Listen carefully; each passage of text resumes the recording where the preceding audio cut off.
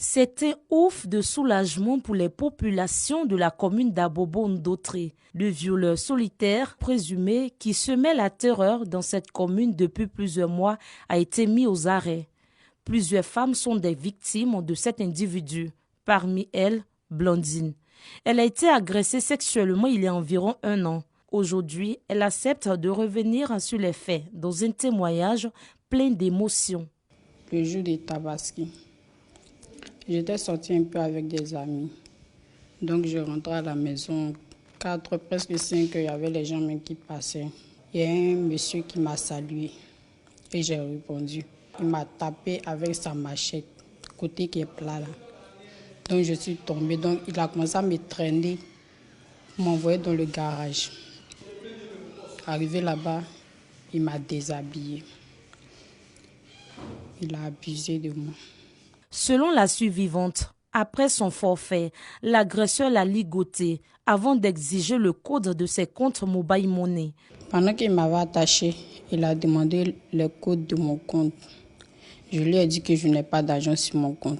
Et après ça, il m'a regardé droit dans les yeux. Il m'a dit de le regarder si je vais le reconnaître un jour. Je lui ai dit non, que je ne vais pas le reconnaître. Il dit que si j'explique à la police, il allait me retrouver. Moi aussi, j'avais peur, j'étais traumatisée.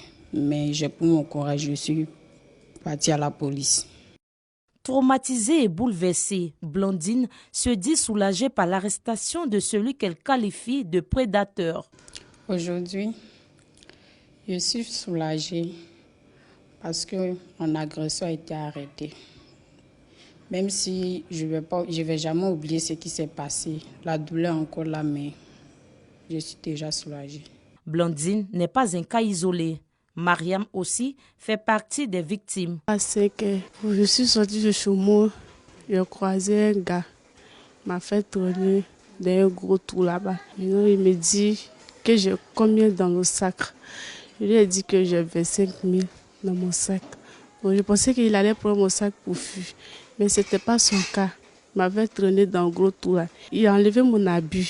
Il a fouillé tout. Quand il a fini de me fouiller, il a abusé de moi. Il est parti à l'autre téléphone, il m'a obligé d'enlever mon code. Le mode opératoire du présumé violeur était le même. Après l'agression sexuelle, il dépouillait ses victimes de tous leurs biens.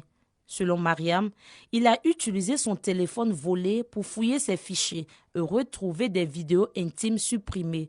Il s'en est ensuite servi pour la faire chanter. Menacée, terrifiée, elle a songé au pire. Quand je suis venue à la maison, elle a écrit. Ma soeur m'a demandé qu'est-ce qui s'est passé. Elle dit, il y a un jeune qui m'a attrapé. Il y a ce qui s'est passé. Et puis, elle a essayé mon numéro. Il a décroché. Donc, il a gardé le numéro de ma soeur. Lundi, il m'a appelé à 20h. Qu'il a une vidéo nue de moi. Si je ne lui donne pas l'argent, il va publier sur les réseaux sociaux. Il n'y a pas autre solution. Je me suis rendue au commissariat pour aller prendre plainte. C'était un fardeau pour moi. Je ne peux rien faire. Je ne peux pas manger ni rien. Mes parents parlent sur moi. Qu'est-ce à cause de ça tu veux te tuer? C'est grâce à une enquête minutieuse menée par les hommes du 41e arrondissement de police d'Abobo-Ndotré que le suspect a pu être interpellé. Un soulagement pour Mariam et sa famille. Quand on dit que le gars était arrêté, tout le monde était content de chez nous. Mais ce jour-là, même mon papa a piqué crise. Il a fait 3 jours à l'hôpital. Malgré que j'ai mal au cœur, mais quand je pense que le gars même, il est dans bonne humeur, qu'on l'a attrapé même là, je suis contente. C'est ici, dans ce ravin du quartier Kobakro, que le violeur en série présumé a été piégé par les hommes du commissaire Kone Keletigui, après un dispositif de filature bien ficelé. L'homme, âgé de 28 ans, est marié et père de 3 enfants, dont un bébé de quelques mois. Face aux enquêteurs, il est rapidement passé aux aveux. Il a reconnu notamment l'agression de Mariam, ce qui a permis de le confondre. Elle a pris son téléphone. Elle vient de prendre son téléphone et elle a donné le mot de passe. Elle a donné le mot de passe. Mais ça ne m'a pas suffi. Il avait 5 000 dans son sac, il a pris les 5 000. Après, il a demandé qu'elle s'est déshabillée nulle. Elle s'est déshabillée nulle, abusé de elle. Le moment où je suis là, je regrette. Et je demande pardon à la fille. L'homme menaçait ses victimes avec un couteau.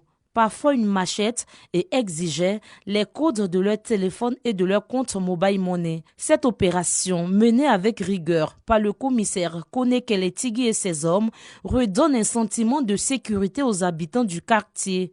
Pour l'heure, le présumé violeur, identifié sous les initiales de KB, a été déféré devant le parquet de la commune d'Abobo. Il devra répondre de ses actes devant la justice.